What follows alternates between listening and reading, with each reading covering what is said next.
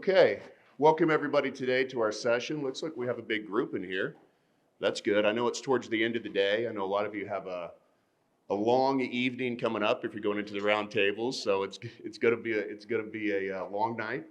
Some people said they're meeting after the sessions at the bar, so that's going to be an even longer night. So we're going to be in here going through a session today with SafeSend, the automation journey. And we're going to talk about it from a SafeSend perspective with our partnership with Thomson Reuters.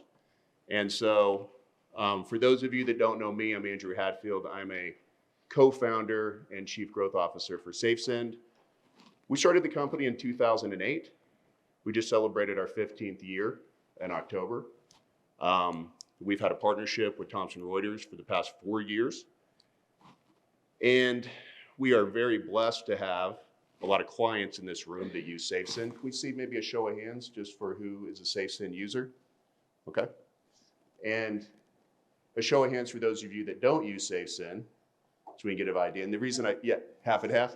The reason I bring that up is for those of you that use SafeSend, we're going to show software today. Feel free to ask questions along the way. Go ahead and ask. We want this to be interactive. We'll take hand raises and questions throughout the process today. Most important thing is that you don't come in and we just show PowerPoint. We're going to show real software. We're going to tell a real story from a firm that uses Thomson Reuters and SafeSend software. And most importantly, we want to answer your questions and get a discussion going. So if you brought any questions in here, feel free to ask those as we go along. If we don't get hands up throughout the process, I'll stop and kind of encourage that. I think that's where the real information comes from. If you don't use SafeSend, also look at all the hands that went up that do. Feel free to ask those firm questions. I'm sure that they're happy to share details and information with you as well. The goal today is that we're all here because we're all interested in trying to automate that journey throughout the tax process. So let's level set a little bit.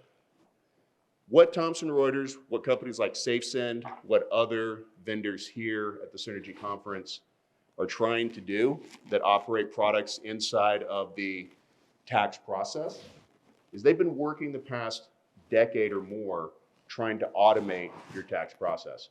I mean, most of you remember back when this was like a very heavily paper-based process.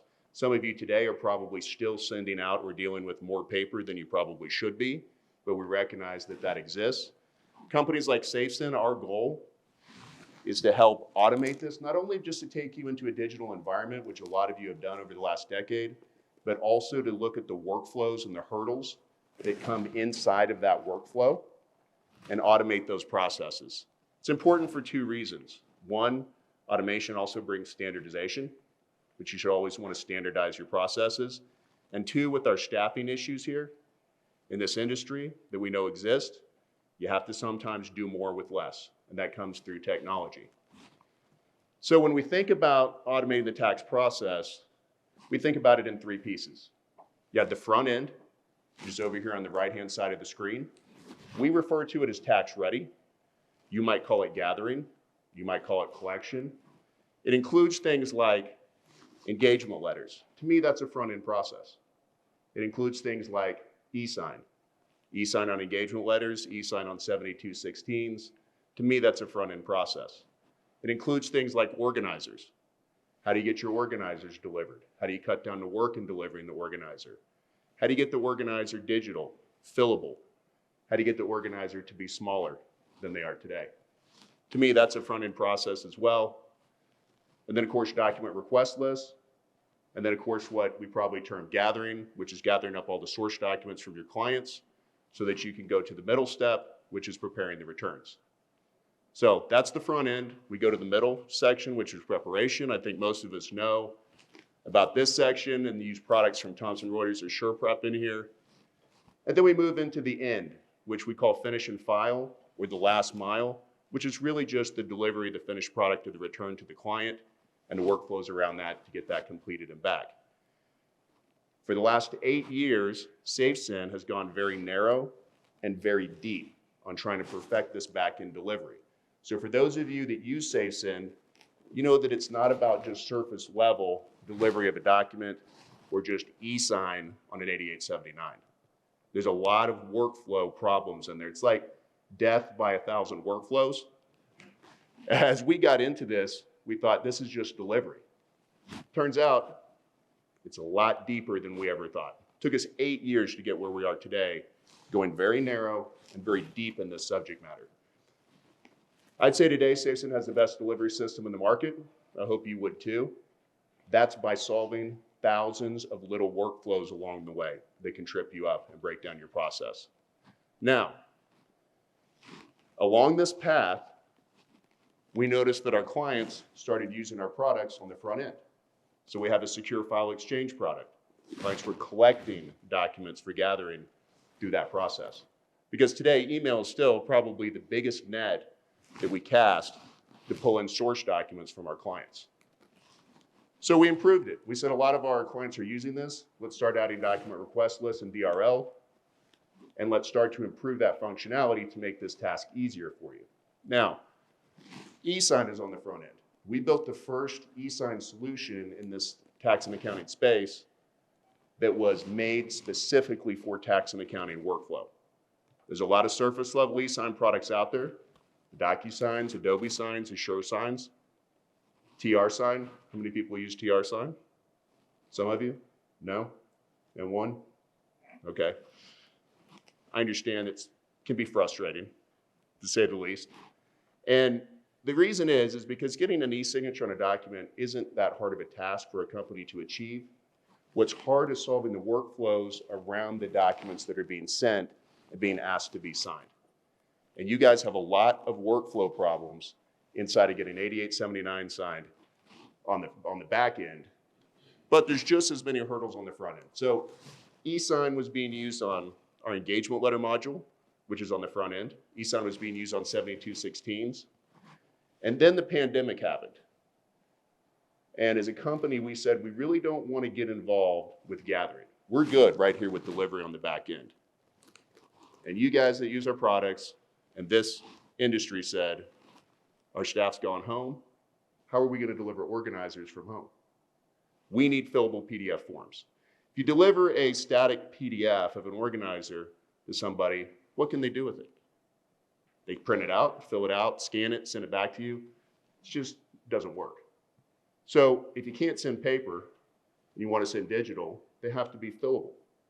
So we said, okay, we'll attack this problem. We came out with an organizer product. For those of you that used it, we set it to beta the first year. The next year it got a little better. The next year it got a little better. We didn't have a lot of time to do testing on this because we need to roll it out in a hurry to solve the need. Now, when we looked at this problem, we said, these organizers are way too big, 85 plus pages. You got to do way too much work to ensure that you know everything you need from last year and what you need for this year and your custom questions. And so we really started looking at Gather, and what we realized is that this front end is a massive problem in this industry. It's one of the most frustrating things that you probably go through is gathering these documents from your clients. Now, we know returns are getting filed, so we know that this job is getting done. But we know that it also causes a lot of returns to go on extension. What we also know is that it takes a lot of time, a lot of effort, and a lot of frustration to solve this task. The reason we never got involved with this before is we didn't think technology was there to be able to recognize the documents coming in, to be able to match those documents up to request lists, and to be able to automate that process. And if we can't automate it, we can't make it simple for your client so that they'll actually do it, there's no reason to take on the task. AI is in a position today that this problem can be solved. We're not the only ones attacking the problem. You probably heard here at this conference, there's companies like TaxCaddy, SurePrep. They're also doing this. There's 2 or 3 companies here that are working on AI in the front end. And I think that's great for the industry. When you have multiple people focus on solving the problem, you ultimately get a good solution. And it's just something that hasn't been solved yet. I'm very optimistic that it will. So just to level set, these are the 3 steps. We're really focused on the back-end delivery. We're really entering in a big way in the front end, okay? Now, none of this works if we don't get companies like Thomson Reuters to partner and work with us to share their APIs, to have integration, to make all this data flow, and make all this seamless and easy for you guys. So you're in an era where vendors like Thomson Reuters are really embracing this model of working with vendors like us, opening up their APIs and opening up their resources to make all of this flow. So eventually, what you should have here is a really nice digital automated process from front to back end, where it's workflow is solved here, but also data flow. So start thinking about the documents that come in on gathering, how that data could affect the middle part for the OCR products and the population of the tax products, and how that flows out to the back end with delivery to your clients. So that's probably the only slide I'm going to go into that kind of detail with, but I just want to give you that kind of high level, okay? So today, SafeSend has an ecosystem. I can't tell you how many clients come up to me and say, we're using SafeSend returns and it's great, but do you have anything for engagement letters? And I just sit there and I go, yeah, it's right there under signatures and you're already paying for it. Did you have something for organizers? Yes, you're already paying for it and it's here. So I just always like to bring up this ecosystem because our mindset as a business is, if you see value in our SafeSend returns product, which we're going to show you today, then we're going to give you value around that in other areas.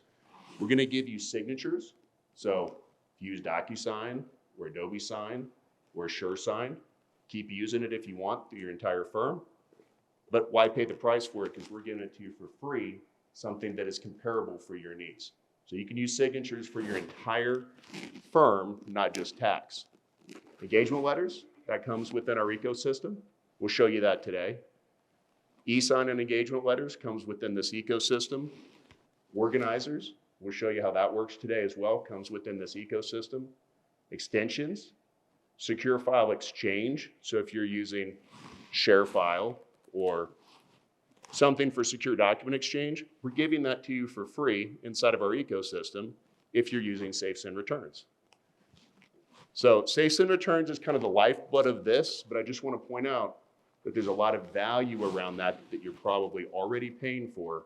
So if you're a client, just make sure you take that home with you. You understand that's there for you to consume at no cost if you choose. So look, we went through the gathering problem. I'm not going to cover all this. We know it's a pain in the you-know-what. We know that this takes a lot of time and effort. We know this is work that your staff doesn't want to do. This creates burnout, trying to track all this stuff. Client gives you a bunch of different documents in all kinds of different formats. And somebody in your firm goes and looks at that information and they try to match it up to your document request list and identify what it is that you have, what it is you don't have, and what it is you still need. Where's the transparency with the client to basically say, here's a list we can both see? Where's the automation to know what those documents are that are coming in, self-identify them through AI, and match it up to your request list, and intelligently tell your clients what you have and what you still need, and chase them down throughout the year to get the stuff that you don't have. When I hand over all of my bag of crap, to use an old term, or shoebox, right, with all my documents to my CPA, I come back after I go on extension, I have no clue what I've provided and what I still need to provide. And you know what I've got? An email where we've been going back and forth. Here's the 10 things I need. Here's the 4 I've delivered back to you. What do I owe you? Is it 6? Is it 5 things? What are they? So it's a frustration point for me as a client. So I feel the pain of the problem. And I ask myself, like, why can't I just see a report that tells me? Why am I not getting a text message or maybe an email reminder of the things that I need? Why does this have to be so hard? Technology hasn't been there to do it. AI is going to change that. So, everybody in here using an e-signature product of some kind, some flavor, some brand? Maybe the better question is anybody not using e-signatures? One back there, okay, 2. The thing is, everybody should have some platform for e-sign, some type of e-sign solution in your firm. You need it for different documents throughout your entire business at different times. And it's just a necessity that you have a logo or a company that does it. I don't care which brand or flavor you choose. But if you're the kind of firm that it's wanting to go to volume and using e-sign on your 8879s, your POAs, your F-bars inside of the tax return packages you're sending out, be careful what you use because there are some hurdles inside of that. There's workflow scenarios that can trip this up and make it frustrating for your clients. Now, I'm not going to go through this whole slide, but we created what we call the e-sign circle of frustration, okay? And it's really simple. You're going to send a 1040 out, married filing jointly. You decide you're going to use an e-sign program. Somebody in your firm uploads the 8879. Then they have to type in the email address of their first signer, the taxpayer. They put a box where it goes on the 8879. Okay, that's any e-sign solution you're using. It's like Adobe Sign, DocuSign, etc. Then they realize we don't have the taxpayer email address. Oh, the solution won't let us send if we don't have both email addresses. Well, what if I just use the taxpayer's email address twice? Oh, you can't do that because it's got to be 2 unique email addresses.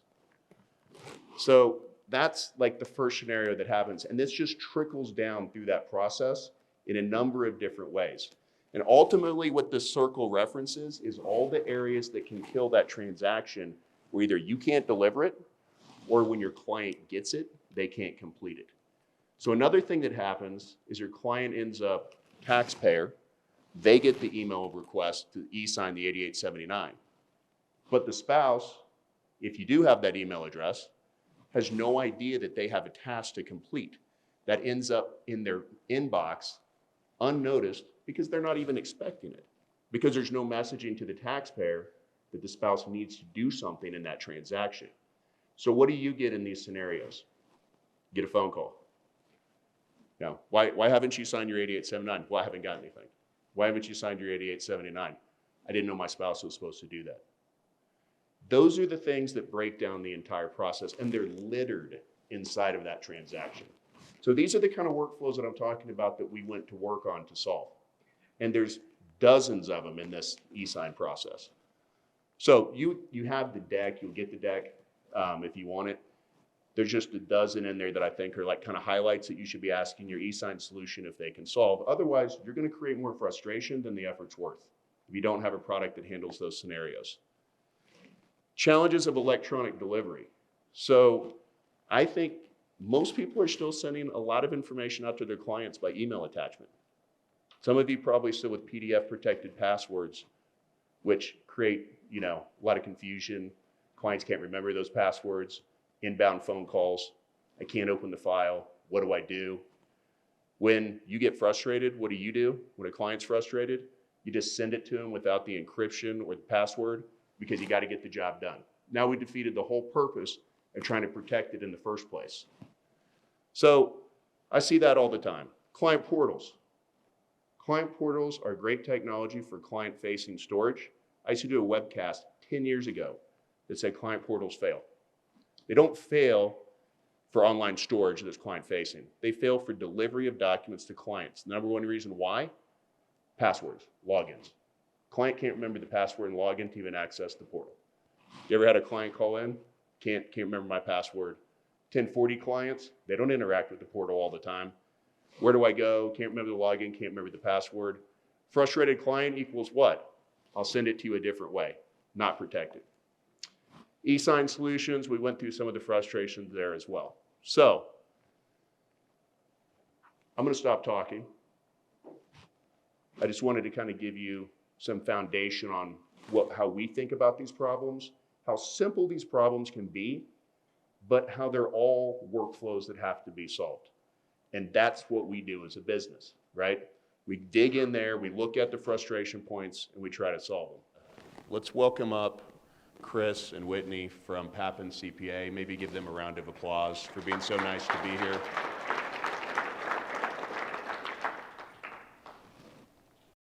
Thank you. So I am Chris Papin, owner and operator. This is Whitney Kisner. She is our director of operations. And we're going to give you two different perspectives as we go through this. But I want to start with a story. When we adopted SafeSend, The first thing I did was take a return that was kind of stale. We used our old e-signature system, and SafeSend literally sent them side by side. Didn't tell the client, didn't tell the team, nothing. SafeSend came back within half a day. So there's a piece inside of this where, okay, why? The good news is it was one of my dear friends, so I called him. I'm like, hey, did you know I sent you 2 different e-signatures? Nope. Why'd you pick the one you did? It looked legit. How long did it take you? It was easy. I don't know. I mean, it's done. Doesn't it tell you how long it took me? Yeah, we can see it all. But that experience made us push. And you guys are asking a lot of great questions. I was teasing Whitney a minute ago. How many times does a client get to validate their information? On the organizer and then twice during the sign process, and then what happens? They email you and say, why is my address wrong? Happens all the time, right? But the SafeSend team has iterated all of these problems. There's opportunities in advance. So rather than it sitting on me and my team, this is now a conversation of, hey, dear client, remember that organizer? Did you read it? Oh, yeah. When did you move? I moved in 2022. Okay, so we sent you all this stuff in 23 and you never thought to tell us? Oh, I'm sorry. That's a very different conversation than some of the other ones we've had over the years. And I know it's a bad example, but I think it kind of illustrates the point. We have adopted SafeSend kind of front end to back end. You can see the pain points. I think, Whitney, you're probably in the best position to talk through the front ends. Yeah. And I'm probably in the best to talk through the back end process, but you wanna lead there? Sure. You guys have all seen some really good attributes that SafeSend has, but I want you to pull up the client tracking because as the operator of this firm, I literally wrote that slide. This is my best friend. So I'm sure everybody in this room has said, I never got it. I didn't see it. I haven't opened it. I didn't receive the vouchers. Live. All of them. I'm a little aggressive, but nice and polite about it. But I'll screenshot the client tracking that you're about to see. And I will show the client that they not only received it, opened it, reviewed it, went through the pages multiple times, that they actually did get it. And if they didn't get it, somebody got it in their email address that they are actively using. So yeah, you can see it here. This has just helped a lot. So I just wanted to showcase this because I think it's wonderful. And if anybody has the same issues that I do, trying to track this stuff down, this is really helpful. Also the reminders. You can set reminders, automated reminders for virtually everything, but then you can also manually send them out. So the last week of tax season, I do it daily. So It's one of the fun tips. I mean, everybody's got a client that doesn't understand what an estimated payment is, right? Hands, just for fun, yeah, everybody's got one. So our first year using this, April 1st-ish, we get this influx of emails. Hey, what the hell's this Q1 payment thing? I'm like, guys, those are the estimated payments we talk to you about all the time. Well, what am I supposed to do with it? And originally, we spent a lot of time on the technical speak of this. Now it's kind of like, hey, you want to save money on taxes? Pay it. That's what clients want to consume. But this is the tool that allowed us to do it. The paper vouchers, the other reminders, the other processes, although deliver a similar delivery, didn't compel the same response. And I think that's a powerful part of the story for at least me. And I like to have fun with my clients. I mean, most of them are near and dear to us, so we can flat call them liars to their face. Have fun with it and say, guys, I mean, for real, you read it 7 times and you're telling me you didn't get it. yeah. It's really, that's the relationship we've got? You trust us with how much money? Oh, I didn't get it. Oh, yeah, I know, I'm sorry. But Go ahead. the last thing I will mention with the experience of the tracking and the transparency, the payment links. Have you ever sent a voucher with instructions, whether it's EFTPS, online payment, or checks, and the response back is, what do I do next? Can you mail me the envelopes to do this with? Like, Have you ever gotten one? There's no street address for the IRS, right? All these things we live all the time. It's right there. They can click and self-serve. In my experience, most of the time for 1040s, they're doing it in the evenings. They're doing it on their time when they don't have the opportunity to pick up the phone real quick, talk to our team, and get kind of the quick hit answer. So you end up with 2 or 3 emails in the inbox for no real reason.